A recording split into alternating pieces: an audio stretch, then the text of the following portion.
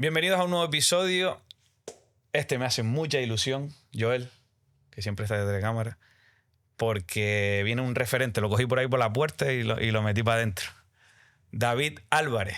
¿Cómo estás, amigo? Muy buenas, amigo. Muy buenas. Contento de estar contigo. Sí, Contento de la estar verdad por que aquí. es un milagro. Es un milagro que te haya enganchado, pero bueno. Para los que no te conozcan, fisioterapeuta, canario de aquí, de la isla, con una trayectoria envidiable. Castillo el Romeral, cuando en la época del Castillo. Universidad antes. Castillo el Romeral, Barcelona, Nueva York, Red Bull. sí, Red Bull, Las Palmas, etapa breve, Betis, Birmingham. Betis. Birmingham, Betis. Bueno, en fin, ahora tú nos haces el orden. Gracias por estar aquí. Gracias a ti. Vamos a pasar un ratito Siempre aquí charlando. Para los amigos siempre hay tiempo. Sí. Y para los que no te conozcan o no te sigan la pista un poco, vamos a, como siempre, a los inicios. ¿Cómo empezó esto? Pues mira, antes de hacer fisio hice educación física. Yo hice ciencias del deporte, después acabé, hice fisioterapia y siempre tuve claro que quería dedicarme al mundo del deporte, al alto rendimiento. Siempre lo tuve bastante claro. Desde que era jovencito yo tenía las cosas más o menos claras. Y ya en aquella época, cuando yo estudiaba educación física, me iba a ver entrenos de los equipos profesionales y tal. Y ya veía que había deportistas lesionados que trabajaban de forma paralela con algunos miembros del cuerpo técnico, con alguien que nos ayudaba y tal. Y me empezó a llamar la atención. Lo que nunca pensé yo era acabar en el fútbol. Siempre fui un hombre de baloncesto. Siempre jugué al básquet hasta los 19, 20 años jugué al baloncesto. Pero nada, como dicen mis buenos amigos, me cambié, soy un chaquetero y me metí en el tema del fútbol. Y fue un poco a raíz de eso, de los estudios realmente. ¿Y dónde aterrizas? O sea, el primer equipo... Primer equipo es la Universidad de Las Palmas. En la Universidad de Las Palmas, el Uni acababa de subir a Segunda División A y yo me planto en las puertas del jefe del servicio médico, de Gerardo García en esa época y tal, con Dani Medina, mi amigo Dani, y ellos estaban en el equipo con Gómez Cáceres, que el equipo había subido y demás, y yo pido para hacer prácticas. Estaba acabando la carrera de fisioterapia, acababa las dos carreras y quería hacer prácticas con deportistas. Y en ese momento los deportistas iban casi todos o a la consulta de García o a la consulta de Arturo Gómez. Y me planto en la consulta de Gerardo, me deja hacer prácticas ese verano y me dicen que la Universidad de Las Palmas estaba entrenando en el sur, pero que como había subido a segunda y de una forma un poco inesperada, que necesitaban un fisio y en lo que lo contrataban, que si yo les echaba una mano 15 días. Empecé a trabajar y hasta la fecha. Conecté muy bien con David Amaral, nos llevamos muy bien esos 15 días y cuando van a contratar un fisio, pues entre Rabelito, mi amigo del alma, mi amigo, el mejor masajista del mundo, y yo nos las apañamos ese año, junto con Dani Medina, jovencito, también recién acabado medicina, y ahí empezó la aventura. Dani Medina formó parte de la universidad también. Dani Medina, claro, Dani estaba acabando medicina, Gerardo no tenía tiempo de ser médico de la universidad, y Dani, recién acabado o acabando, si no recuerdo mal su último año, empieza a ser el médico del equipo hasta que suba a segunda A, y nos quedamos Dani, Juan Ravelo y yo. Éramos el servicio médico de ese equipo. Y Gerardo, obviamente. Sí. Siempre se habla, obviamente, es un podcast muy amarillo por todo, pero el eterno olvidado siempre es la universidad y durante muchos años fue un equipo detrás de Las Palmas, pues el puntero de la isla, con entrenadores como Amaral, Claro. Tino Luis, creo que también pasó por ahí. No, pasó por el Uni, antes de Las Palmas. Con jugadores míticos Paco como Castellano. Exacto. Pero después jugadores míticos como José Ojeda, mi tío Moisés. Oye, claro. ¿Cómo San fueron? Luis. Sí, Orlandito también. Wagner. Sí, que lo hablamos en el podcast. Claro. Háblanos un poco de la universidad. ¿Cómo era ese club? Porque era un club que tenía el nombre de una universidad y terminó jugando un año en segunda. La verdad que fue un club peculiar. Fue un club que fue subiendo. Yo creo que en 5 años subió de categoría cada año. Iba subiendo la categoría hasta que se planta en segunda A. Y además una segunda A muy dura, porque era una segunda A que había descendido el Tenerife, Las Palmas. Perdón, mentira. Estaba el Tenerife en segunda, Betis, Sevilla, Atlético de Madrid. Entonces era una segunda muy dura y en la universidad hace un muy buen equipo. Pasa que yo pienso ahí el error fue que el equipo se traslada al sur a jugar. Y en el sur no iba nadie a verlo. Era un año que además Alexis, el año antes de retirarse, deja el Betis y viene a ese equipo. Y entonces el equipo tiene muchos problemas. Se va a un sitio, yo creo que se separa un poco de lo que era su entorno en la Universidad de Tafira, y a partir de ahí empieza un poco la debacle del club, ¿no? Tenía poco respaldo económico. La Unión Deportiva siempre ha sido el buque insignia de esta isla, o del archipiélago prácticamente. Y yo creo que ahí un poco se acaba un poco la historia bonita de la universidad, y son los años que empieza un poco a sufrir, que también lo viví yo. Pero yo creo que los primeros 5 años que hace son años admirables, con muy poquito presupuesto, fueron subiendo año a año y fueron años muy bonitos, muy bonitos. Y luego vas al Castillo. Voy al Castillo, ese último año en la universidad, el Castillo, con la ayuda de Chema Mañaricúa, los Telecurera Palas y demás, meten al equipo al Castillo con Heriberto de entrenador, hacen una liga de ascenso y se mete el equipo en segunda B. Y es el año que hay, creo que 7 equipos canarios en segunda B. Yo creo que la primera vez en la historia que había 7, 8 equipos canarios. Y Chema me convence y nos vamos al Castillo. Y lo que era un año de experiencia con el Castillo se convirtió en otros 4. Tuvimos 4 años. Cogió el equipo después José Carlos Álamo. Después lo cogió Asier, también, antiguo de la Unión Deportiva Las Palmas, central de Las Palmas. Coge el equipo. Y ahí estoy 4 años. Y también una experiencia muy bonita, muchos amigos. De hecho, no hace mucho nos vimos con algunos miembros de la directiva, nos vimos en Terror. Y me enteré así que alguno había fallecido. Mi amigo Gonzalo, por cierto, que de aquí le mando un besito. Y la verdad que hice muchos amigos y fue una experiencia muy bonita, muy linda. Qué pena, ¿no? Que se haya perdido, yo siempre lo digo, que se haya perdido o que se hayan quedado por el camino tantos equipos del fútbol canario y que ahora solo quede pues un poco la Unión Deportiva Las Palmas y el Tenerife, cuando antes estaba el Castillo Romeral en la época de segunda vez, la Universidad, me acuerdo el Gran Tarajal, creo que era, o el vecindario, el Pajaras Playa. Sí, Lanzarote. Lanzarote. Es una pena. Es una pena. Es una pena, sí. Una pena. Y bueno, y ya para meternos en la gallina de los huevos de oro, estando en el Castillo, de repente esas cosas de la vida que yo creo que no te lo esperaba, o sí, no sé, ahora lo aclara. Del Castillo pasas al Barça. Sí, un salto. Un salto, no, eso es un salto, sí, de trampolín. Me acuerdo estar trabajando en la empresa, en terapéuticas y tal, y me llaman un día por teléfono, y claro, un número de Barcelona, yo cojo el teléfono y sí, nada, lo llamo del Fútbol Club Barcelona. Y yo pensando que estaba de coña, pues colgué el teléfono. Y al rato me llama Dani Medina y me dice, tú, imbécil, coge el teléfono que te están llamando. Sí, yo creo que fue, no sé, algo inesperado. Probablemente algo que ya, bueno, obviamente te cambia la vida. Estar en un club de esos te cambia la vida.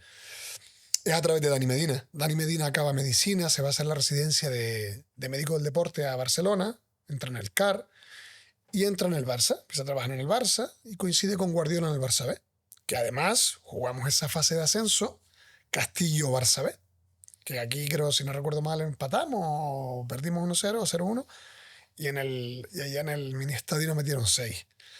Y ahí justo Dani, un poco, yo creo que ya se sabe que era uno de los años más duros de Laporta. Guardiola se sabía que iba a coger el primer equipo y Guardiola quiere cambiar todo el entorno del primer equipo, sobre todo el servicio médico.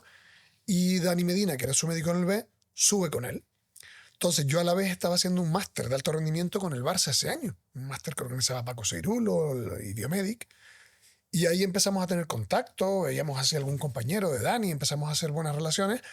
Y cuando surge un poco el ajedrez de piezas del primer equipo, sale mi nombre, un canario en un primer equipo catalán como el Barça. Fue raro, pero es Dani un poco el que da mi referencia. Yo me imagino que después los miembros del primer equipo que estaban allí, que me conocían del máster, habrán dado el visto bueno. Y sí, me llaman, me voy un día a Barcelona, nos reunimos y en 1 hora, hora y media conectamos muy bien y empezó la andadura catalana. Pero ¿y cómo asimilas eso? Porque es que no te llama, bueno, la Unión Deportiva Las Palmas, porque al final puede ser más normal, ¿no? En una trayectoria donde sí, estabas haciendo tus cositas, tu casa, sí. Has hecho un nombre un poquito dentro de la isla, pero de repente el Barça, es decir, recuerdas esos días de decir, a ver, de sentarte en plan, o la rueda siguió rodando y no fuiste consciente hasta que ya estuviste ahí. A mí nunca se me olvidará de esa época. mi madre, la pobre, me decía, ¿dónde vas? Digo, voy a una reunión a Barcelona y ya te contaré. Y me acuerdo, antes de firmar el contrato, sentarme en la parte de arriba del Camp Nou, donde estaban las oficinas de los servicios médicos al principio, y ver el estadio hacia abajo y decir, digo, ¿qué va?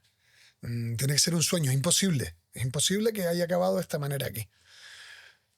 Pero sí, la verdad que después un poco tú te acostumbras y al final acaba siendo todo rutinario. Pero es verdad que el salto fue muy peculiar. Fue algo muy curioso, porque además pasas de un equipo como el Castillo en Segunda B a un primer equipo que es el Barça. Encima no siendo catalán, siendo de fuera. Y normalmente tú esos pasos los vas dando de cantera, te entras en base, servicios médicos en cantera y vas subiendo poco a poco. Fue un salto muy, muy grande. Pero la verdad que, bueno, yo creo que soy de los que piensan que en la vida las cosas cuando pasan tienen que pasar así. Cuando uno la sigue, la consigue. Sí. Y yo creo que si no era eso, me tenía que tocar otra cosa buena, seguro. Seguro. Y pasaste de manejar un Clio a manejar un Ferrari. Ferrari. El Ferrari, el pura sangre. Bueno, sí. ¿Qué te encontraste al llegar? Es decir, algo que tú recuerdes de, obviamente, una diferencia muy grande. El fútbol de élite, primera división, encima de un club top 3 del mundo. ¿Notaste la diferencia? ¿Te costó adaptarte? ¿La presión de estar en el Barça? No sé, Guardiola, que quiero que cuentes un poquito cómo es como persona, como entrenador, lo peculiar que es. Ha hecho 1000 entrevistas y ha salido siempre que es un tío, siempre ha sido muy exigente y muy meticuloso con todo. ¿Qué te encuentras cuando llegas? Miedo nunca, porque yo nunca he tenido miedo. Yo siempre digo que la universidad te enseña, aparte de los conocimientos, de los contenidos, la universidad te enseña a no tenerle miedo a casi nada. Por lo menos la universidad que yo cursé. Yo sé que las cosas han cambiado mucho, pero la que yo cursé me enseñó a no tenerle miedo a nada, a que todos los proyectos no me daban miedo. Sí me dio mucho respeto, pero también te reconozco que a personas como a tu tío Moy, a José Ojeda, a Pedro Vega o a jugadores que me curtieron en su época, la época de la Universidad del Castillo, gracias a eso, mi experiencia después fue mucho más bonita de lo que podía haber sido. Es verdad que las primeras semanas, cuando aterrizas en un club así, estás intimidado. Estás intimidado porque todo el mundo te mira de reojo, vienes de fuera, todo el mundo te testa, los jugadores te testan, tienes que ganarte tu sitio, y es muy complicado, ¿vale? Porque ibas solo, no tienes el equipo que tenía atrás en la empresa o el equipo que tenía atrás en la universidad o en el Castillo, gente que confía en ti. Realmente estás en una jungla con mucha responsabilidad y tienes que hacer las cosas con mucho cuidado, pero con respeto. Y yo pienso que poco a poco, ese miedo inicial que tenía, esos temores, cuando te das cuenta del nivel que tienes, se te van quitando, ¿no? Siempre animo a los canarios, a los universitarios canarios y a los estudiantes canarios, que no tengan miedo, porque tenemos muy buena formación, estamos muy bien preparados y a los españoles cuando van fuera lo mismo. Porque gracias a nuestra preparación se nos quita ese miedo. Y yo creo que gracias a lo bien preparado que yo llegué, asimilé bien el reto, lo asimilé bastante bien y en 2 o 3 meses estaba como estaba en el Castillo o en la universidad. Estaba exactamente igual. ¿Y cómo era una semana? O sea, ¿cómo era el día a día de uno de los mejores equipos del mundo, el Barcelona, en ese momento con Guardiola? Imagino que yo lo sé un poco, pero habrá mucha gente que no lo sepa. Pues hay que estar allí casi 3 horas antes de que comience el entreno para un poco testear cómo están todos, hablar un poco con el médico, luego que eso llega al entrenador. Mira, Guardiola aprieta mucho, mucho. Cuando tú lo ves por ahí, ¿no? La gente opina de él y te opinan. Cuando tú realmente has trabajado con una persona así, te das cuenta de lo que es un líder, un director de orquesta. Y es una persona que te cuida, que te mima, pero que aprieta mucho. Realmente los primeros meses fueron muy duros, porque realmente él llega al primer equipo y se salvó por los pelos. De hecho, recuerdo que jugamos la primera jornada contra el Numancia, perdemos. Jugamos en casa con el Racing, empatamos. Y no recuerdo si después hay un parón de selecciones o tenemos otro partido que no va muy bien. Y ahí todo el mundo pensaba que Guardiola no duraba más de 2 o 3 meses. O sea, que imagínate una persona con ese perfil, con ese carácter, con los conocimientos que ya hoy en día todo el mundo asume que tiene.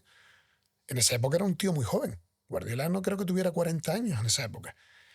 Y a mí lo más que me sorprendió de él es cómo supo enganchar a todo ese grupo de jugadores y darles la vuelta.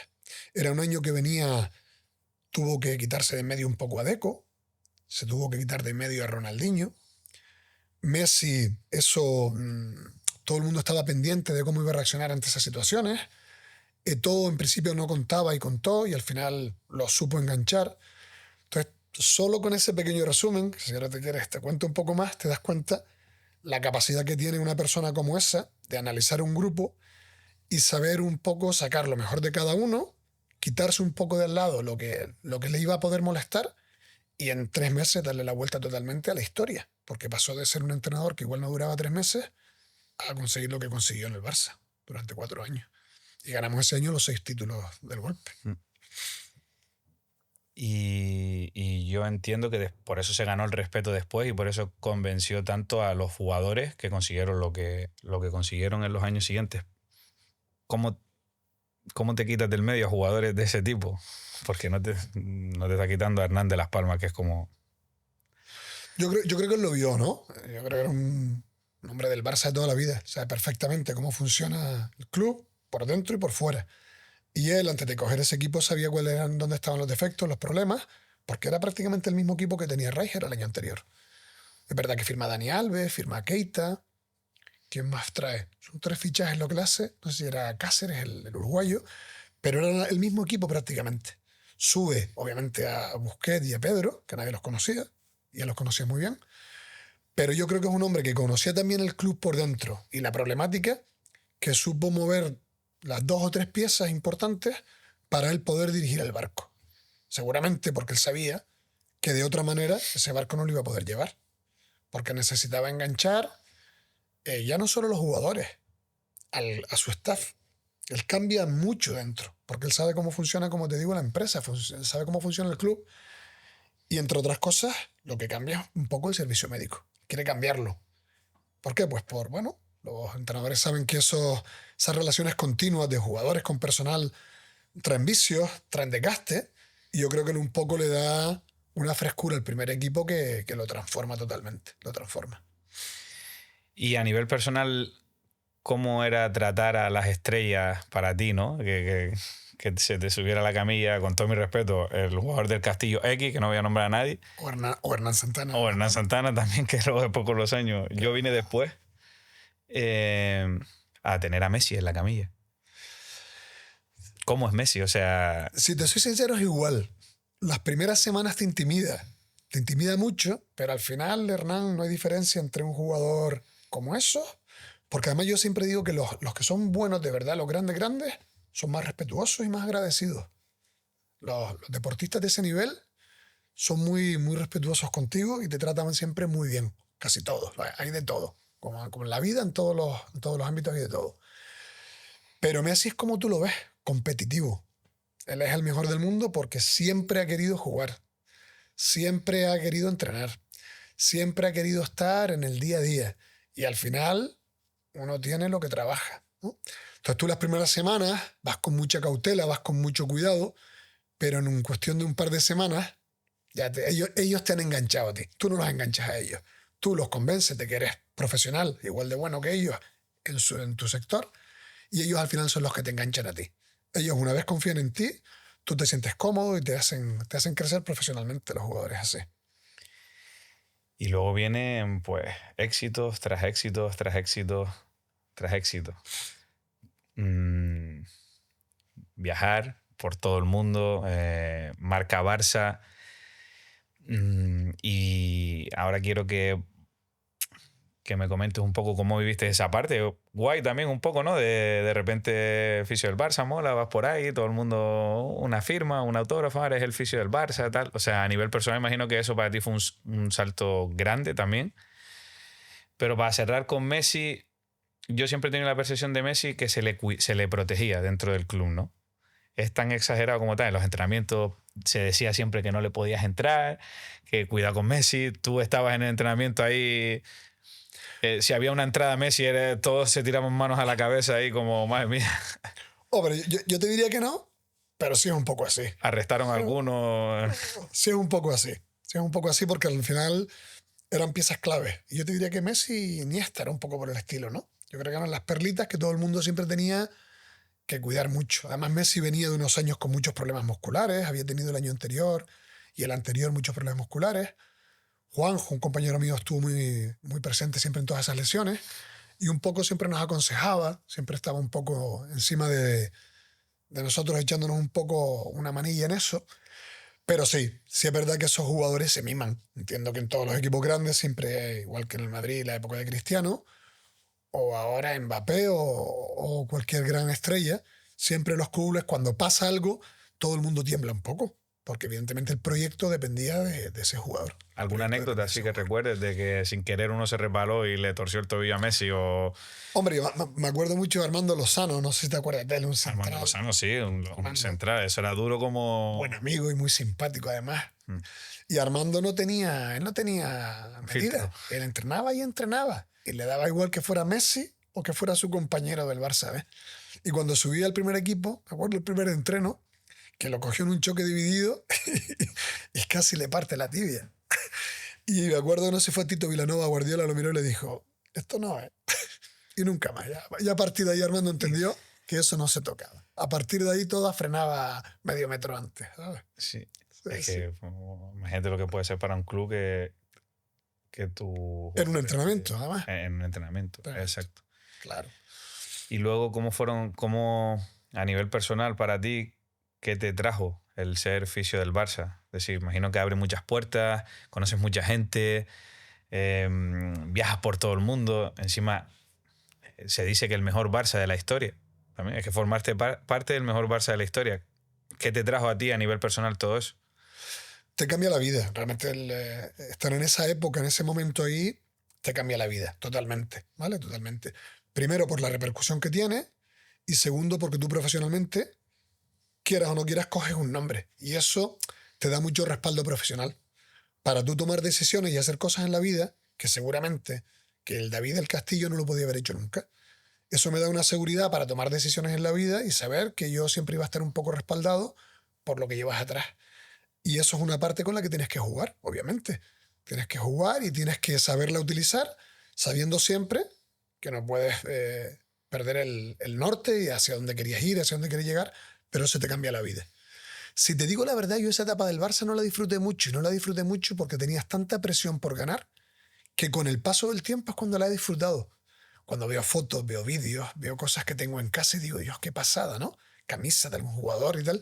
Digo, Dios, qué guay, o esta foto la sacamos aquí. Pero en el día a día, el míster nos metía tanta presión. Yo me acuerdo el primer año, yo estuve 3 meses sin un día libre. 3 meses sin un día libre. Porque juegas todo juntos. Te juegas la Copa, la Liga y la Champions, todos juntos. Y yo me acuerdo que disfrutabas un título, pero al día siguiente estabas pensando en el siguiente. Entonces, cuando estás en el día a día, yo ese año no lo disfruté. Segundo año lo disfruté un poco más, pero el primero no lo disfruté mucho. Y ahora con el paso del tiempo es cuando lo disfrutas o ves la experiencia que tuviste que dices, jolín, qué privilegio vivir en un club así esa época. Pero en el día a día no lo disfrutas mucho. Pero si eres consciente de que tu vida va a cambiar a partir de ahí. Que a partir de ahí, a donde salgas, siempre vas a ir a bien. Siempre vas a tener un buen proyecto. Y luego en esa etapa del Barça, yo sí lo sé porque, te digo, hablamos bastante y coincidimos bastante. Aparece una persona que yo creo que también te cambia la vida más todavía, ¿no? Sí, sí. Si tu vida apuntaba para aquí, de repente vas para el lado opuesto, que es Thierry Henry.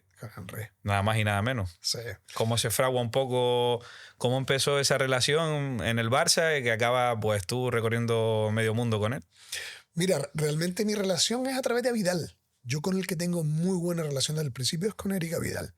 Siempre conectamos muy bien porque Vidal era un burletero, porque cuando tenía pelo me pelaba en el vestuario. Entonces siempre conectamos muy bien. Entonces todo eso sabes bastante.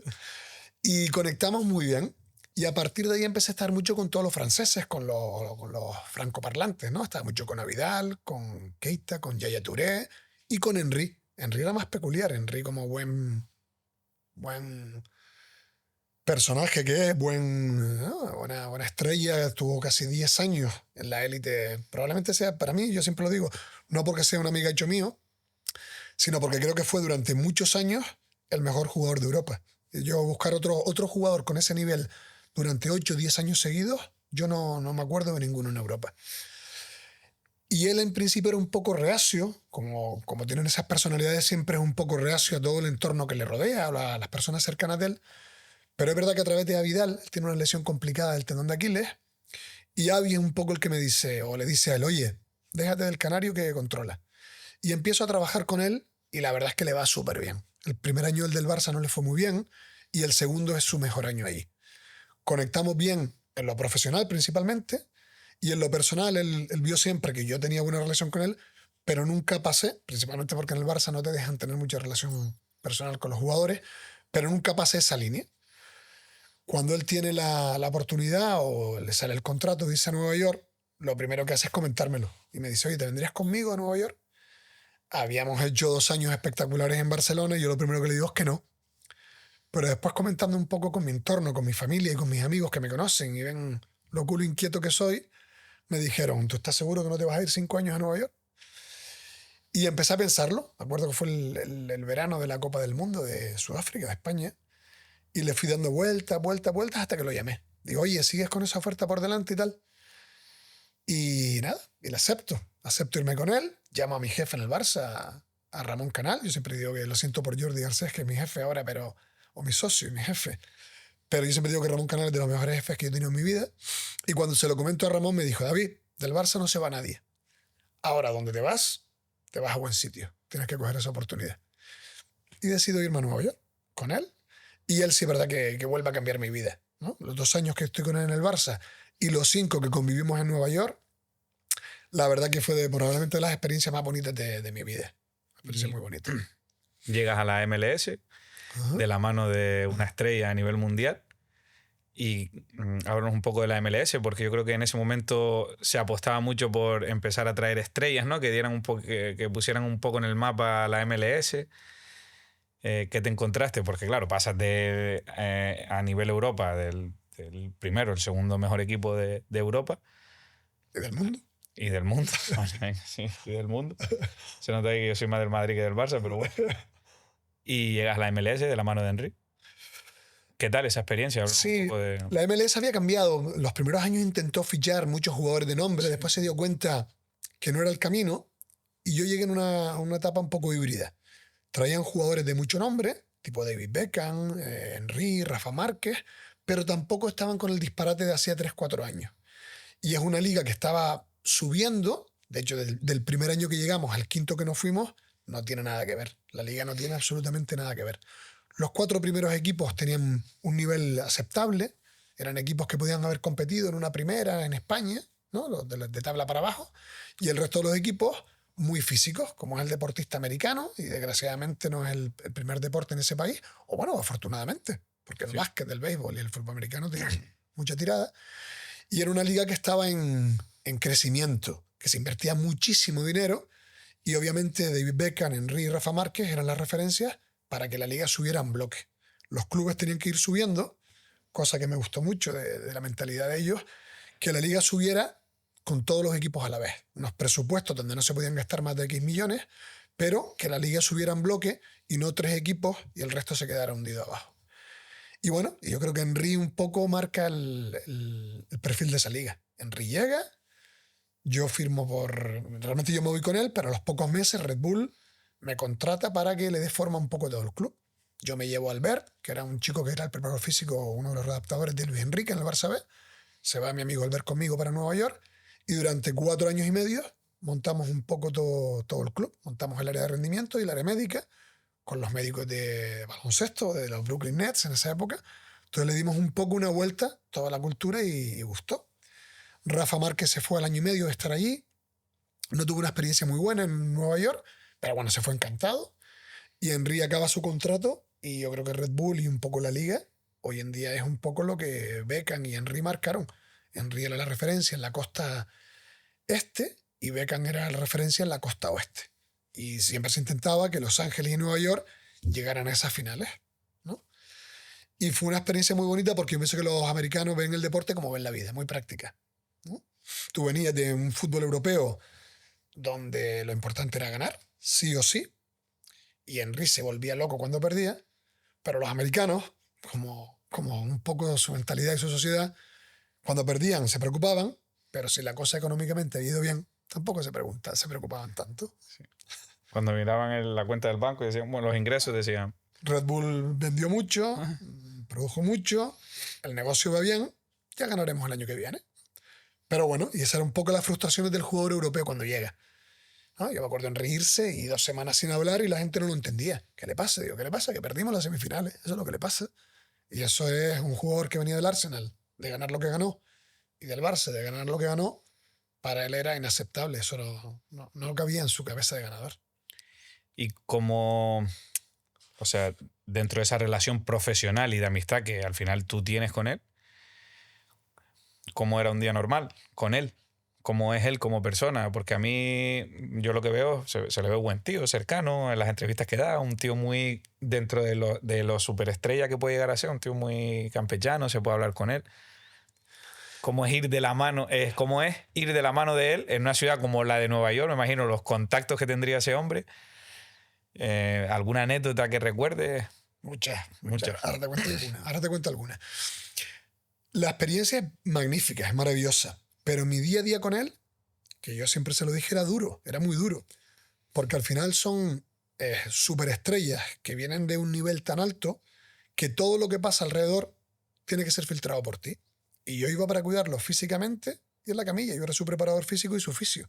Y al final, todos los problemas que no se resolvían en el club, entrevistas que él no quería dar, problemas que había con marketing, todo eso al final yo era el filtro para que lo convenciera de hacer cosas, porque al final, como tú sabes, la camilla y el gimnasio es un confesionario. Y esa era la parte que a mí me tocaba siempre de amansar a la bestia, para que la bestia al final se dieran cosas que eran buenas para él y para el proyecto. Y él al final es un tío de mucho carácter, es un tío de un perfil muy alto, un tío que habla 3 idiomas. Yo siempre digo que con un nivel de inteligencia, un coeficiente intelectual un poquito por encima, yo siempre lo he dicho, un tío muy, muy inteligente. Y era un hombre que en el día a día lo quería, pero me complicaba mucho porque yo gestionaba un club, un área de médica, un área de rendimiento, pero gestionaba al que mantenía el proyecto. Y era duro, era una vida muy dura porque él tenía sus arranques de persona con genio, casi siempre con razón, pero tenías que estar lidiando continuamente el día a día. Fuera de ahí, la vida era magnífica, Hernán. Eso es ahí es donde voy, ahí es a donde voy. Porque él en Nueva York se quita la presión, ¿no? Tú en Barcelona no puedes salir a la calle, sobre todo si pierdes. Tú en Londres, cuando perdías, no está bien que te vean fuera. En Nueva York, en una ciudad donde hay 11 o 12 equipos profesionales, la gente no te conoce. Te conocen los hispanos, los franceses, los españoles, pero puedes ir a un restaurante sin que te vuelvan loco. Y entonces la vida con él fue muy bonita. A los dos nos encanta el baloncesto. Disfrutamos mucho del baloncesto, de la NBA. A los dos nos gusta comer fuera. Íbamos a restaurantes muy chulos con su familia, con mi familia. Lo pasamos muy bien. Tuvimos experiencias súper bonitas con él. Tengo un recuerdo muy bonito con él. Imagino que con él, no sé, conociste a famosos, a gente que, te digo, si te preguntaban hace 5 años, decías tú, bueno, ni en mis mejores sueños, porque imagino que los amigos de Henry pues eran todos famosos. Sí, los amigos de él son todos famosos. Sí, sí. No, yo me gocé muchas tardes y muchas cenas con gente muy, muy simpática, además. Gente muy simpática. Te voy a contar una que siempre se la cuento a mi entorno, que le gusta. A mí no me gusta contarlo porque me parece una estupidez, pero es muy simpática. En la MLS en esa época, como Estados Unidos es tan grande, tú no vas a jugar a Los Ángeles de Nueva York y vuelves. Tú casi siempre haces un viaje de 6 horas, te quedabas en la costa oeste, jugabas 2 o 3 partidos y volvías. Entonces, esos 3 días que nos quedamos en Los Ángeles, siempre entrenábamos 1 o 2 días entre partido y partido y nos daban algún día para cenar y tal. Y me acuerdo de un viaje que llegamos, yo estaba muerto, estaba muy cansado, y me dice, vamos a cenar fuera hoy y tal. Digo, no puedo, tití, hoy estoy muerto, no voy a salir. Dice, no, me tienes que ir a cenar conmigo, me tienes que hacer un favor, tienes que ver a un amigo. Digo, tití, podemos hacer mañana. Dice, no, David, te estoy pidiendo un favor que me lo hagas hoy y tal. Pues nada, me ducho, me visto, nos vamos a cenar. Nos lleva un coche de estos y tal, nos sube a la parte de arriba de Hollywood, vamos a un super restaurante y nos meten en un reservado. Y en el reservado estamos esperando a alguien. Estaban unos amigos de él o un representante de algunas actrices así españolas que yo había conocido en Nueva York y tal. Y en lo que esperábamos se acerca un chico con una gorra para atrás y tal. Y cuando entro, todo el mundo que se levanta. Y cuando se acerca, se sienta al lado mío. Y me dice, Titi, ¿tienes que echar una mano? Y cuando me giro era Leonardo DiCaprio. A ver. Sí. Y me dice, tío, me ha dicho Titi que eres el mejor. Mira el tobillo. Estaba rodando en esa época, no me acuerdo si era Guns of New York, alguna de estas, y se hizo una 15 de tobillo brutal. Y dice, mira, me lo torcí ayer rodando y mira cómo lo tengo y tal. Y nada, salimos de la cena, cogimos el coche y nos fuimos a casa de DiCaprio y estuve un par de días echándole una mano ahí. Y esa es de las historias que le cuento a mis amigos y mis amigos. Cuéntamela, cuéntamela. Hostia, pues Nada. sí, ¿ves? Pues ahora la compartes aquí Por eso la comparto contigo, porque eres un para, amigo también, claro. para toda la gente. Joder, Leonardo DiCaprio. Ahí ves, esa era la anécdota que buscaba. Años maravillosos en Nueva York y luego después decides un poco cómo fue ese momento. No sé si es justo, Henry se retira. Henry se retira y yo le había prometido que cuando lo dejara yo me volvía. ¿Vale? Es verdad que yo me voy muy mal, me da pena. Nueva York es una ciudad de la que yo no me hubiese ido en la vida. Es una ciudad que me enamoré. Pero es verdad que él se viene. Mis condiciones también laborales cambian un poco porque yo tenía ciertas condiciones con el club y ciertas con él. Y es verdad que a mí ya una historia sin él allí no me apetecía tanto y me vuelvo. Pero es la espinilla que me queda clavada en la vida, que eso yo creo que no te lo conté nunca, es que una semana antes de volverme, los médicos que yo tenía en los Red Bull eran los mismos médicos de los Brooklyn Nets. Entonces la franquicia de la NBA la acababa de comprar Jay-Z y en vez de llamarse New Jersey Nets pasa a Brooklyn. Y los médicos me llaman y me dicen, ¿cuándo te vas? Digo, la semana que viene. Dice, tenemos que llegar para cenar mañana. Vamos a cenar y me dicen que le gustó el trabajo que hicimos 5 años en los Red Bulls, que querían que hiciéramos lo mismo en los Brooklyn Nets. Y yo, como te digo, soy hombre de baloncesto. Entonces pensé, digo, 3 años más en Nueva York, en un equipo de la NBA. Y entonces ahí, vamos, fue espectacular. Me volví a España en diciembre y en abril me vuelvo a ir a una segunda reunión, ya con los papeles todos firmados para volverme el verano siguiente a trabajar en la NBA 3 años. Y cuando voy me siento con el general manager del equipo, nos sentamos, dejamos el contrato firmado y al día siguiente quedamos con el entrenador que habían firmado. Y la verdad que no hubo conexión. Ellos querían una filosofía más europea, con un trabajo de fuerza más un poco adaptado a lo que tú conoces. Y la verdad que el entrenador que llega era un poco más tradicional, quería una forma de trabajar más tradicional, más de kilos, un poco más antigua. Y ahí el general manager, el médico y el propio entrenador y yo vimos que no íbamos a conectar muy bien. Y desgraciadamente no me pude quedar. Entonces me vengo y yo creo que gracias a que me vengo nace mi hija en Las Palmas. Y nada, estoy aquí 1 año y medio y es donde te conozco a ti y donde realmente hicimos casi la amistad que tenemos ahora. Sí. Me quedo aquí, me llama a la Unión Deportiva, quería que hiciéramos una especie de consultoría, empiezo a trabajar un poco con Las Palmas, conozco a Quique Setién y también conectamos muy bien con Patricio Viñallo, estaba Luis Helguera, conectamos muy bien y empezamos a trabajar. Y es cuando te conozco que tú salías de una lesión complicada de Sí. un tenis leg fastidiado, un sóleo. Tengo fotos ¿Tienes fotos de esa? de las sangrías que me hacía. Pues me las tienes que mandar. Esas no las tengo yo, me las tienes que mandar. Sí. Tú apareces ¿Qué te hacía? tú apareciste en un momento en el que yo venía de una rotura en la fascia, ¿no? Entre sóleo y gemelo interno. Exacto, un tenis leg. Uh-huh. Y me acuerdo que llegaste como el carnicero. Yo siempre te recordaré. Tengo fotos ahí de las EPIs que me hacías. Me acuerdo encima yo venía recayendo, ¿sabes? Venía como... Habías tenido una recaída. Había tenido una recaída fastidiada. No sé si jugando contra el Sevilla o contra alguien. Bueno, fue un partido fuera de casa. Sí. Que yo estoy viéndolo por la tele y veo que sales y en el tercer o cuarto sprint veo que te paras y digo, no puede ser verdad. No puede ya ser la verdad. compartiré para la gente. O sea, no sé, no cabían más agujas en mi pierna. Esa me la tienes que mandar, pues esa no la tengo yo. No cabían más agujas en mi pierna. Pero bueno, bien. Sí es verdad que ahí es donde nos conocemos. Yo sabía de ti Claro, por Carlos. por mi amigo Carlos. Por nuestro amigo Carlos, que siempre habla de ti, pero no nos conocíamos personalmente hasta esa fecha. Fue breve y después de ahí tú sigues tu Sí, ya después surge a través del representante de Henry, Darren Dean, y de ese Fábregas y tal, el Birmingham lo compran unos propietarios chinos y me ofrecen un contrato de 3 años para hacer un poco lo que había hecho en Nueva York.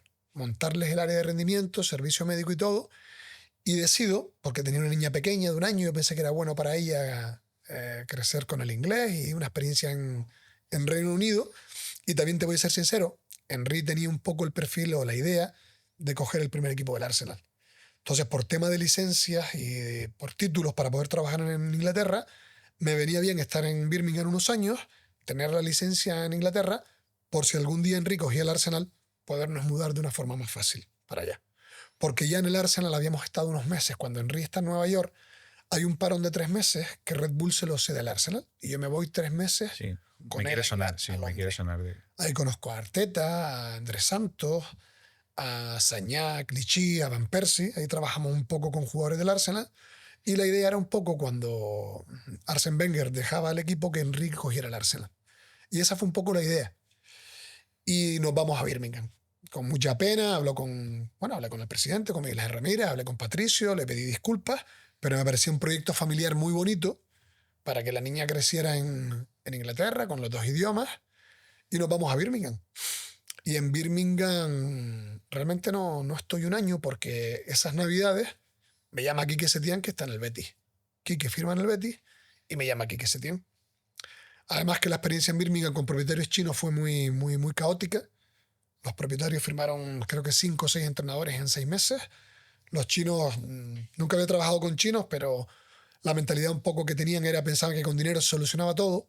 No dieron paciencia, no tuvieron paciencia, no dieron tiempo al club para que arrancara.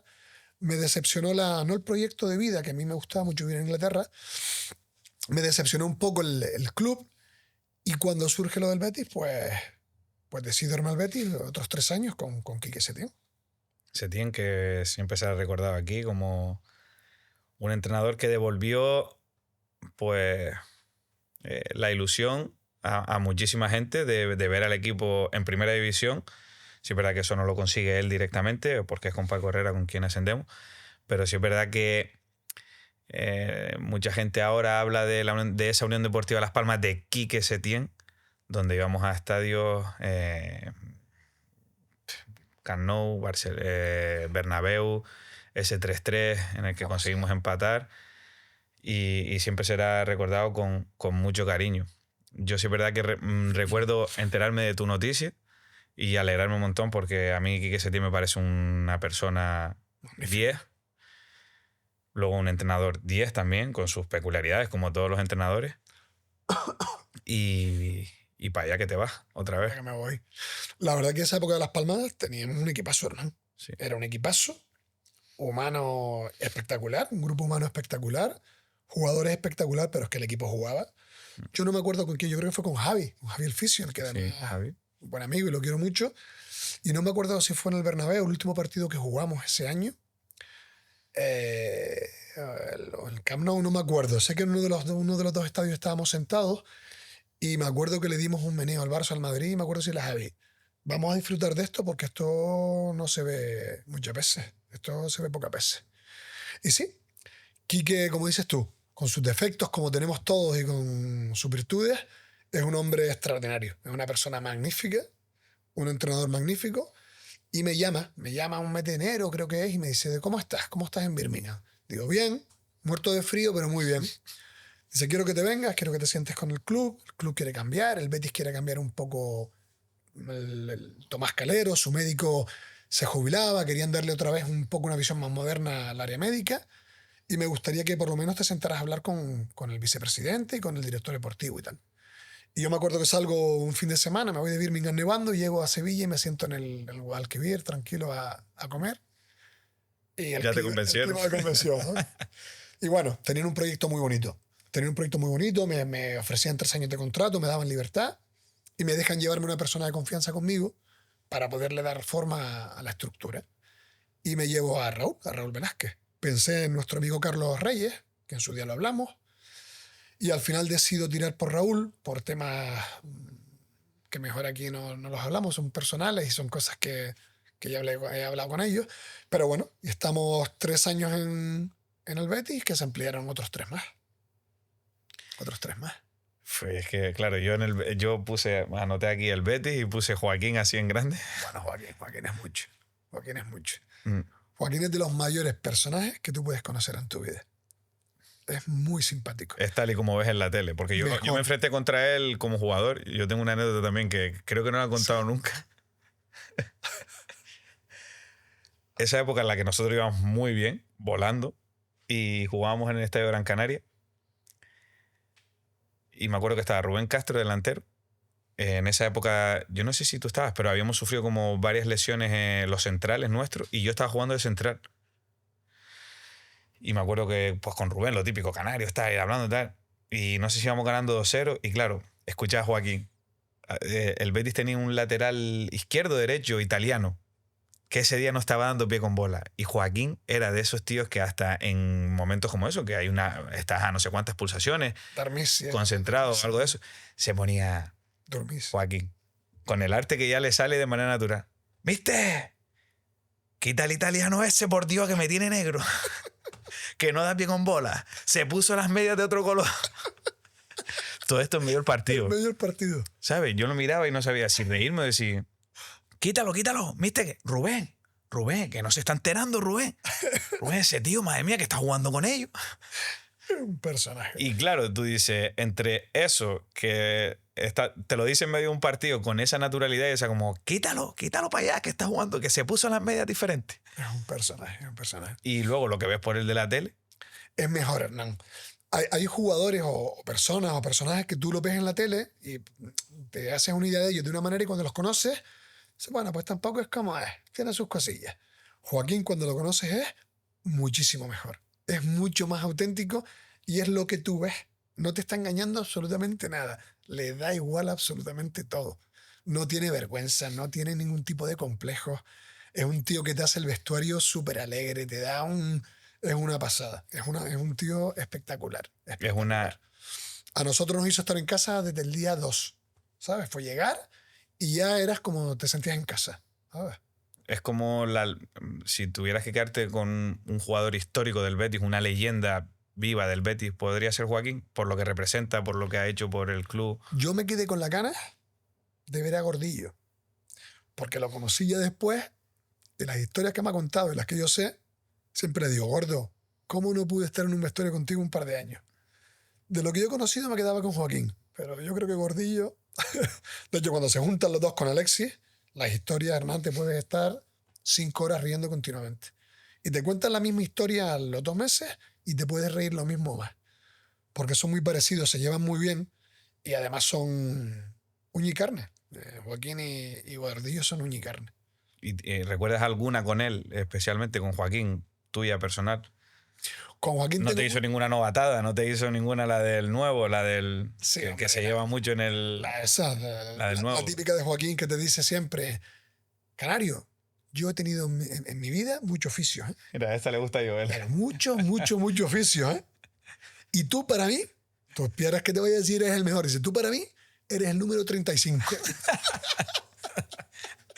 Siempre, esa es la típica que te va a hacer. Yo se la digo a Joel. Siempre. Le digo, mira que conozco gente, pero tú para mí estás en el top 300. Pues esa. No, con él tienes muchas historias, tío. Él tiene muchísimas historias. Él llegaba siempre por la mañana y le gustaba tomarse un café y además se metía en una sauna que la sauna no servía. Entonces me decía, Canario, ¿va a tomar un cafecito? Entonces yo me tomaba un café con él, me tomaba en la sauna, nos sentábamos y a hablar un rato, me descojonaba y siempre le decía, oye, este año vamos a quitar la sauna. Esto no se toca, ¿eh? Digo, pero si no sirve la sauna. Dice, pero es mi lugar para yo sentarme tranquilito, tomarme el café. Hasta que ya el segundo año lo convencí y me dejó quitar la sauna y hicimos ahí una zona de spa muy chula. Pero él tenía sus cosas que eran intocables. Y decía, si no, te echo de aquí el dueño del club soy yo. Te echo, me decía. ¿Qué no funcionó con Setién en el Betis? Porque ilusionó mucho al principio, ¿no? Con su llegada, Europa. El equipo jugaba muy bien. Eurobetis, que le decían. El equipo jugaba. Yo creo que un poco la paciencia de la gente también, ¿no? Él se equivocó en decisiones, en comentarios, en algunas declaraciones seguramente, pero yo pienso que un poco la paciencia del bético, el Betis ya has visto cómo es, el Betis es un club muy pasional, una afición muy pasional, y yo creo que hay cosas que no se pueden decir en un club así probablemente, o que no se pueden hacer. Y Quique, como es un hombre de pies a cabeza, pues mantuvo su idea hasta el final, y probablemente eso le pasó factura. Y aunque salió muy bien con la directiva, con el presidente y vicepresidente, tiene una relación exquisita, yo creo que lo mejor en las dos partes fue que él saliera por otra puerta y le diera camino al club. Y mira, al final acertaron. Es verdad que después llega Rubi y el año de Rubi es otro fracasillo. Fue un año malo, año del COVID. Todos los equipos tuvieron problemas ese año. Pero es verdad que Rubi no encaja. Venía de una filosofía aquí que se tiene y eso le pasa mucha factura a Rubi. Y fíjate si al final cómo son las cosas, que viene Pellegrini y mira, al final va a estar 6 años Pellegrini y los mejores años de la historia del Betis, o de los mejores años de la historia, junto con los años de Serra Ferrer. Y ahí un poco cierras capítulo de... Hay una parte, que es verdad que esa no la he contado, el tercer año mío en el Betis, que yo me voy, me llama el Barça otra vez. Y me propone que me vaya para allá, con Ramón Canal de gerente todavía, de responsable de todas las áreas, que controle toda el área de recuperación y de fisioterapia de todas las áreas. Y ahí empezamos a mover teclas para volverme a Barcelona. Casi me vuelvo a Barcelona un par de años, empiezo a buscar casa por la zona de Sant Cugat, cole para la niña y demás. Y al final, por los movimientos que tenía el club por dentro, no sale. Y ahí, justo al final de temporada, el Betis me dice que me quede 3 años más. Entonces, al final llegamos a un acuerdo y como lo del Barça no estaba tan claro, firmo 3 años más y empato 3 años más en el Betis, que al final fueron los 6 que tuvimos. No pudiste ir al Barça porque el Barça en ese momento era un caos. Era un caos. El club en esa época era un caos. Y yo creo que hice muy bien, porque justo si me hubiese ido, a los 6 meses de yo irme, el que era el jefe de servicios médicos, que además es probablemente uno de los mejores jefes que ha tenido ningún servicio médico en muchos años, en ningún equipo en este país, lo despiden.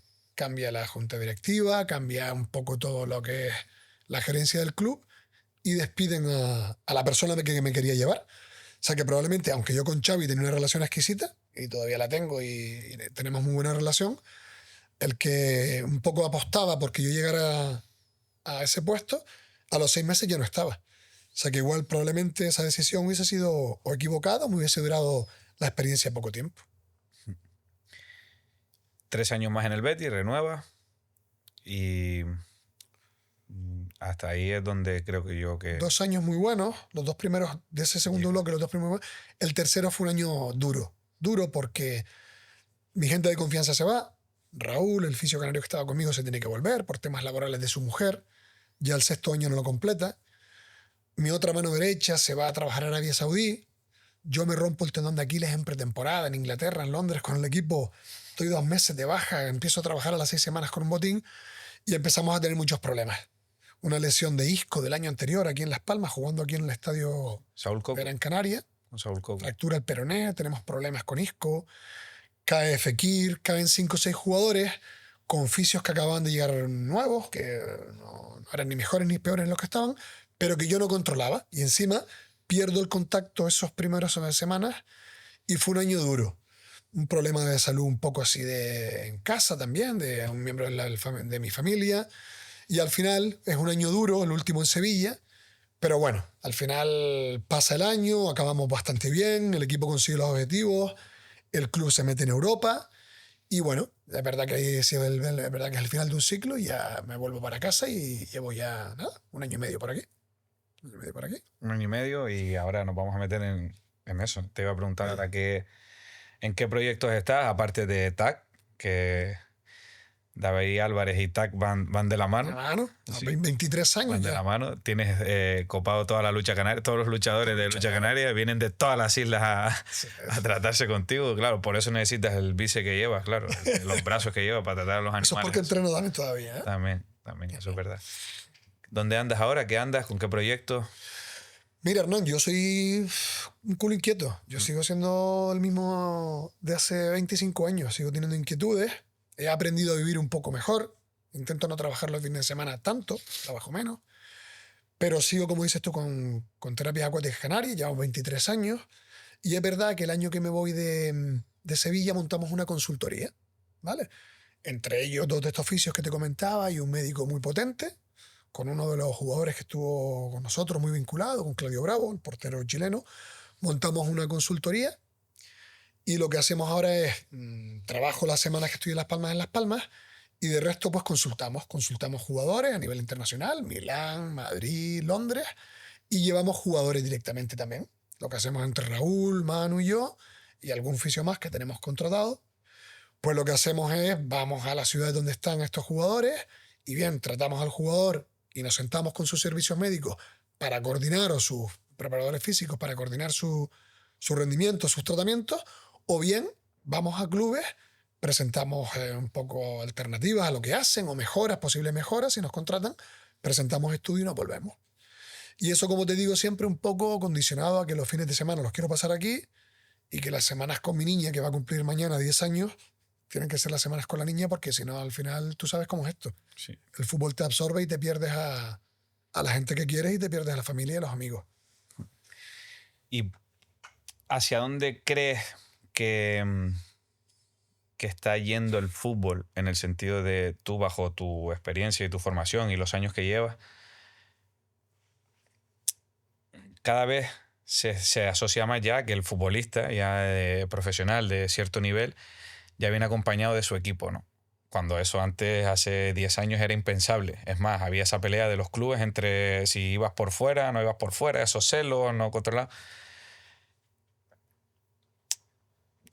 ¿Cómo lo ves tú? Es decir, ¿cómo crees que se debería de aceptar el fútbol del futuro, el fútbol profesional del futuro, y de qué debería estar compuesto pues, el entorno de un futbolista profesional? Mira, yo ya en la época del Barça esto se veía. Y mi jefe en esa época nos decía, tenemos que adaptarnos. Esto no es el futuro, esto es el presente, esto va a pasar. Cuando manejas jugadores que manejan esas cantidades, esos sueldos, esto es lo que va a pasar. Cuando me muevo a Estados Unidos, veo que en la NBA eso es lo que se hace. En la NBA cada uno tiene su preparador físico, su fisio, su nutricionista y hasta a veces a su propio médico. Y aprendes a trabajar con eso. Y yo ya con la mentalidad que venía del Barça, con lo que veo en Estados Unidos, cuando dirijo Birmingham o dirijo Betis, yo eso lo aprendí. Y aunque en los clubes donde estuve, incluso en el Betis al principio no gustaba mucho, yo siempre intenté que a todos los jugadores que tenían tu staff, que me dieran el contacto. Los hacía venir a la ciudad deportiva y quería conocerlos. Pero no solo conocerlos. Yo quería conocerlos, que me contaran qué trabajo hacían con ellos, cómo lo hacían y por qué lo hacían. Porque aunque a los clubes les moleste, porque al final yo entiendo que es un patrimonio del club, hay que aceptar que el fútbol no en el futuro, en el presente va por ese camino. Y por eso un poco montamos IMO, se llama, ¿no? IMHO, IMO, en el fondo es la traducción de In My Honest Opinion en inglés, ¿no? Porque yo pienso que un futbolista profesional de a día de hoy y un jugador de baloncesto profesional con las cifras que mueven, lo normal es que tengas un staff a tu lado. Y lo que los clubes creo yo que tienen que ir caminando es a coordinar esa preparación en Ciudad Deportiva, pero sobre todo a coordinar con esos staff particulares lo que se hace fuera del campo o fuera de la cancha. Porque los problemas que tenemos hoy en día es por descoordinación. Y yo pienso que los egos hay que dejarlos un poco al lado y aprender que los patrimonios del club hay que manejarlos y sacarle rendimiento, porque al final es bueno para el jugador, es bueno para el club, que es el que está pagando, y es bueno para los miembros que trabajan con este tipo de deportistas.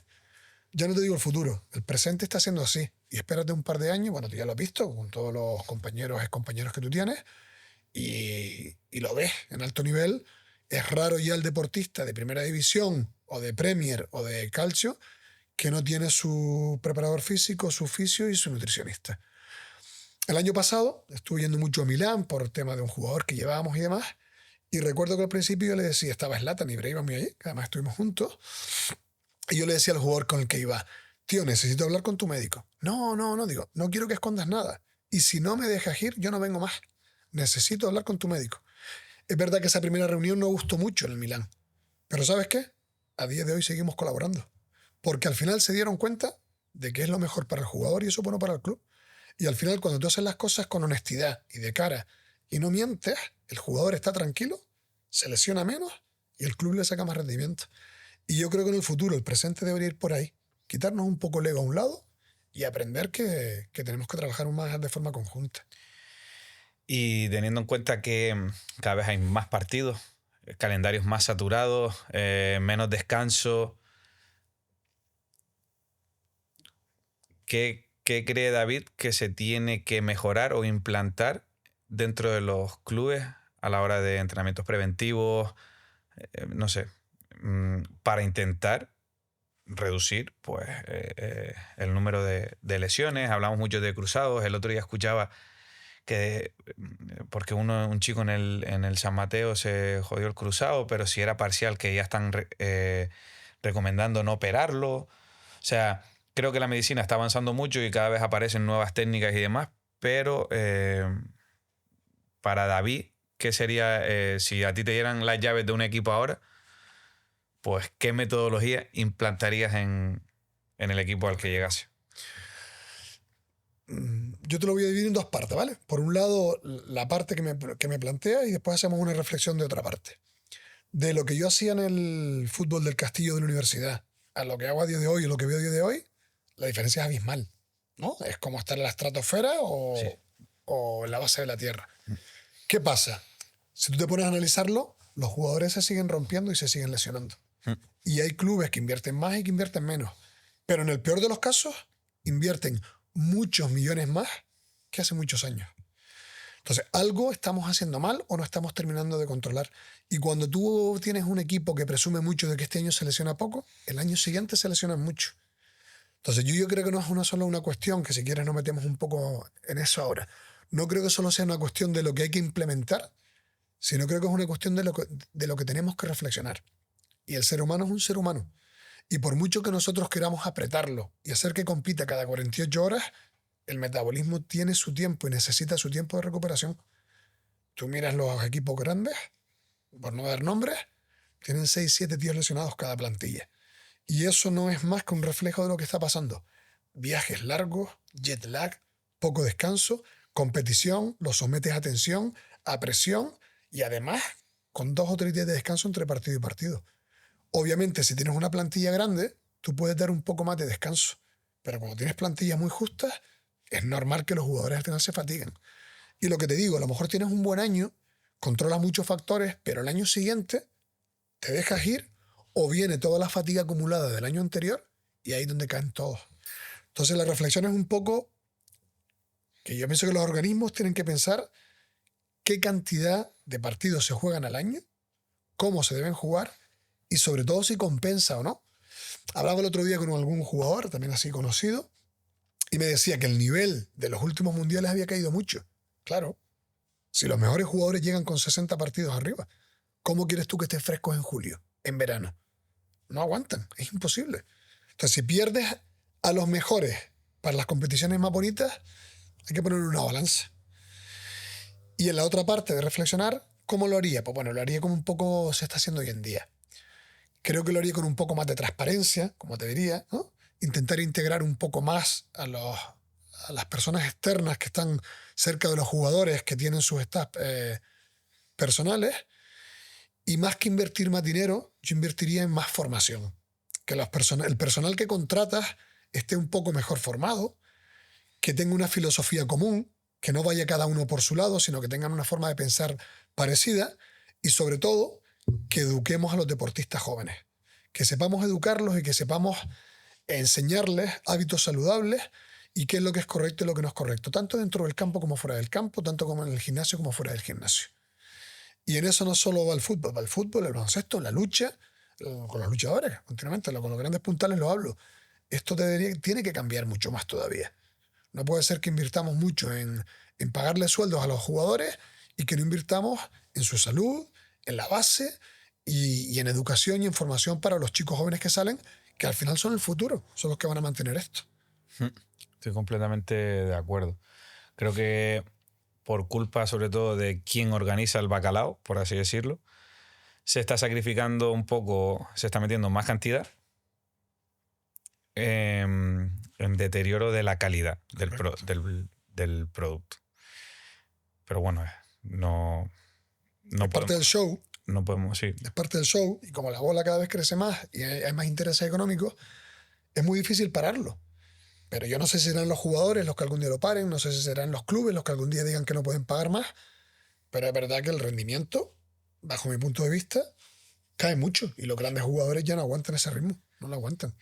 Y tú como fisio, porque imagino que después es una responsabilidad también para el fisio, ¿no?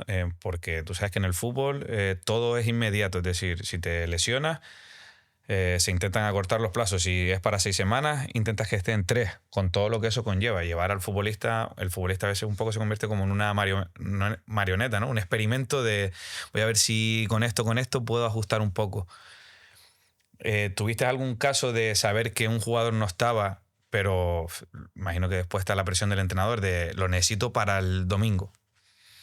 Y tú saber que no estaba, pero aún así, pues es como, mira, el entrenador yo creo que es un poco el que toma la última decisión. Y que luego haya pasado lo inevitable, que era que ese jugador, pues,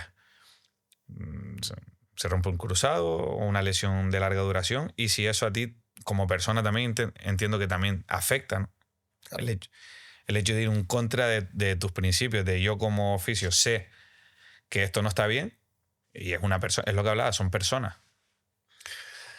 No solo me ha pasado, sino que me ha pasado muchísimas veces y me sigue pasando. Hay tantos intereses por detrás, porque a veces es el entrenador, a veces es el club, pero a veces no te olvides, es el propio jugador el que necesita jugar. Porque a veces se está jugando un contrato, se está jugando la renovación, o a veces es simplemente porque necesita verse jugando. Entonces son tantos factores los que entran en el cóctel que manejarlos es muy complicado. Pero sí es verdad que lo que no puede ser, por ejemplo, lo que tú acabas de comentar, que el entrenador sea el que tiene la última palabra. Eso no es lo correcto. Y sabemos que en muchos casos así sucede. Que hay una línea muy, muy, muy fina entre lo que es correcto y no es correcto. En el deporte de alto rendimiento, desgraciadamente, está siempre en ese filo. Y tú tienes a veces que tomar decisiones sabiendo incluso que a veces no son las adecuadas, pero sabiendo que el deportista corre el riesgo y que tú a veces las tomas por el bien del grupo, por el bien del club y por el bien del propio deportista. Muchas veces aciertas y algunas te equivocas. Y yo pienso que eso te lo da la experiencia, Hernán. Y aún así, nos seguimos equivocando. Yo me sigo equivocando, ¿vale? Pero es verdad que cada vez te equivocas menos o sabes en qué situaciones tomar los riesgos. Hay veces en que no. Yo ahora me viene, mira, ayer en consulta me viene un deportista, un jugador con 17 años que quiere jugar el sábado que viene con una posible rotura del lateral interno o de una rodilla o de un músculo y le digo, mira, pues ¿sabes qué? Riesgo-beneficio. Mucho riesgo para lo que vas a obtener. Ahora bien, me viene Messi antes de la final de la Champions, sabiendo lo que se juega, no él, todo lo que mueve ese jugador, y a veces hay que ser así y tirar para adelante. Muchas veces sale bien y otras veces no sale bien. ¿O no te acuerdas la final de Iniesta en Wembley cuando al minuto 25 da el pase y se toca? Venía roto del partido con el Madrid en el Bernabéu. Sabíamos que se iba a romper, lo que no sabíamos cuándo se iba a romper. ¿Vale? Pero esos riesgos a veces hay que tomarlos. Y se rompe. Y se rompe. Y sigue jugando. Y sigue jugando, acaba y ganamos la Champions. Riesgo-beneficio. Ahora, ¿ese partido en enero vale la pena? Pues no, no te la juegas. Pero ahí fue una decisión acertada, ¿o no? Sí, sí, hombre, claro. Es que todo depende del escenario. Al final siempre lo digo, nunca es blanco y negro. Siempre está, todo se mueve en los grises. Claro. En un equipo en formación, en un chico juvenil, tú ese riesgo no lo vas a tomar en la vida. Porque además, igual le condiciona su futuro deportivo y personal a veces. Pero el que está en alto nivel, o tú te piensas que una gimnasta en gimnasia artística se están jugando una Olimpiada y no van al límite. O un atleta. El alto rendimiento tiene ese hándicap. Pero es parte del show. Para eso les pagan bien a los deportistas y nos pagan bien a los que estamos con ellos para que hagamos lo mejor para ellos y para la institución para la que trabajan. ¿Qué equipo, si sabes, o qué cuerpo médico, fisio, es decir, está haciendo las cosas bien ahora? Es decir, que tú mires y digas, oye, mira, esta gente que más o menos controlo porque conozco con la experiencia que tengo y tal, y lo ves reflejado en estado de forma de los jugadores, pocas lesiones, un equipo referencia ahora un poco que podamos tener de, mira cómo se está trabajando el Villarreal. No sé, tengo un... Villarreal lo desconozco. No te podría opinar porque lo desconozco. Si te digo, por ejemplo, que alto nivel, por la relación que tengo con el jefe responsable de médico, con Luis Til, el Paris Saint-Germain hace las cosas espectacular. ¿Vale? Espectacular. Espectacular. El Arsenal está haciendo las cosas muy bien con Arteta. ¿Vale? Arteta le ha dado un poco la filosofía española, ha intentado cambiar. El Arsenal, que es un club tradicional muy británico, muy inglés, que los británicos tienen una parte muy buena. Y es que es protocolo y no pasan a la B si no cumplen la A. Y los servicios médicos un poco más latinos somos un poco más artistas, no somos tan científicos, pero es verdad que Arteta ha conseguido llegar a un equilibrio entre ciencia y arte, pero en España yo creo que el Betis lo sigue haciendo muy bien, no porque yo tenga algo que ver con ellos, pero creo que el Betis lo está haciendo muy, muy bien. El Madrid lo desconozco, El Atlético de Madrid me consta que lo está haciendo muy, muy bien, porque además tenemos algún jugador por ahí con el que colaboramos. Y de Inglaterra, hace tiempo que no tengo contacto con ellos, pero obviamente Guardiola lo está haciendo súper bien, porque Guardiola esa parte siempre la tiene muy encima. Guardiola siempre tiene una de sus manos derechas, está siempre muy pendiente de las áreas médicas. Pero si te tuviera que decir un equipo en los que me gustaría ir a trabajar mañana, ese sería el Paris Saint-Germain. Y no porque haya ganado la Champions, o porque esté Luis Enrique, porque sé que están trabajando de una forma científica, correcta y muy bien. Esto es una pregunta friki mía. Si llamas a Guardiola ahora, ¿te lo coges? Yo creo que no me lo coge porque seguramente no tendrá ni mi número. Yo creo que no. Bueno, si le mandas un WhatsApp, le dices, oye... Sí, en Navidad siempre nos cruzamos algún WhatsApp. Sí. Navidad ¿Cuál es el nombre de pila? ¿O no le dicen? Pep, él tiene Pep. Le dice, oye, Pep, soy David, el canario, tal, no sé qué. Seguro te contesta, ¿no? Siempre, mira, pues estas Navidades creo que no le mandé nada porque además está en casa. Pero siempre por Navidad siempre nos solemos mandar algún mensajillo, sí, siempre. Lo hablábamos en el aeropuerto, hace poco coincidimos, para venir a Gran Canaria, en el aeropuerto de Madrid, que nuestro vuelo se retrasó. Y yo te dije, le mandarás un mensaje. Después de que vengas tú al podcast, le mandarás un mensaje a Titi. A Titi. Para que se venga al podcast, ¿te imaginas? Bueno, ya te dije que eso es un compromiso que me va a costar. Igual te tienes que venir tú a Londres. ¿Te imaginas Titi viniendo aquí al Calero? Yo pasándote la ubicación. Pues mira, cosas peores ha hecho porque es un tío que viene de lo más bajo. ¿Te imaginas? Un tío que sale de un barrio muy humilde, así que no le importaría. Lo paramos en el Yasmina, le enseñamos... Le pedimos un bocadillo de pata con grasa. Con queso, con queso grasita, con grasita. Yasmina, el bueno es el de pata con queso tierno. Por eso. Eso. Un leche, el donut. Le encantaría. Y entra aquí dentro. Le encantaría. ¿Te imaginas? Bueno, de ilusiones se vive, dicen. ¿Sí? Hay que tener metas ahí. Y si no, primero te vas tú a Londres, nos entrevistas ahí y después lo traemos. Sí, y hablo inglés y todo, o sea, sin problema. A mí mis años en la India me curtieron para... ¿Cuánto estuviste tú en la India, por cierto? 2 años. 2 años. 2 años. ¿Qué tal tu experiencia? Permíteme que te pregunte. Pues mi experiencia, buena, complicada por el tema COVID también, mucho tiempo en burbuja, evitando contacto con el exterior, pero a nivel personal enriquecedora, total. Ves cómo se vive en esta parte del mundo, ¿no? Con problemas del primer mundo que tenemos muchas veces y de repente te vas a un país donde todo es un caos, donde hay mucha miseria, mucha pobreza y... A mí me cambió un poco como persona, sobre todo porque valoras el detalle. ¿Fuiste tú solo? Fui yo solo. Fui yo solo por un tema muy estricto de normas del país, de solo entraban jugadores pues que fueran con contrato de trabajo, ¿sabes? Gente que fuera a trabajar a la India para evitar un poco ese movimiento de gente. ¿Qué año fue, Hernán? ¿Qué año estuviste? Justo 2020. Después de la pandemia. 2020. Es que date cuenta que yo voy octubre de 2020. Pero bueno. Buena experiencia, bonita, sí, ¿no? El fútbol, las cosas que te da el fútbol, que somos unos privilegiados y nos ha dado la oportunidad de viajar por todo el mundo. Y para ir terminando, David, que no sé cuánto llevamos ya, 1:15 casi. Mira, pues se me ha pasado rapidísimo. Te dije una horita, sí. ¿Por qué? Y esto es una pregunta personal que siempre que me acuerdo de ti, ¿por qué nunca explotaste tu imagen hasta ahora, por así decirlo, que quieres salir un poco? Sé que quieres darte a conocer un poco, porque yo creo que eres una persona que aquí puede aportar mucho valor a la gente, incluso ahora si quieres dar un mensaje a esos fisios, a esos preparadores físicos que sueñan un poco con llegar a la élite del deporte. Porque te conoce mucha gente, pero no quisiste, o simplemente no lo forzaste, el hecho de aprovechar un poco tu imagen de, oye, soy el fisio del Barça? Mira, Hernán, no quiero ser arrogante. Primero, porque no lo he necesitado nunca. Y no te lo digo arrogante, te lo digo de verdad. Y segundo, y lo más importante, porque las personas con las que he trabajado, los deportistas con los que he trabajado, agradecen un poco el ser cauto. Yo he visto muchos jugadores, te puedo decir nombres de jugadores muy conocidos, que se han quitado de encima a sus preparadores físicos, a sus fisios, por estar grabando vídeos, colgándonos en Instagram o en Internet. Y eso lo aprendí. Y yo aprendí que mientras te paguen un buen sueldo y mientras te estén agradecidos y tú colabores con ellos, yo creo que es mejor estar en un segundo plano, que los protagonistas sean ellos, y tú echarles una mano y trabajar con ellos y no explotar algo que al final es pan para hoy y hambre para mañana. Como decía un buen amigo mío, un compañero, al final son esquelas. Cuando tú sales en muchas fotos, eso está muy bien. Pero cuando las cosas van mal, eso te repercute a ti.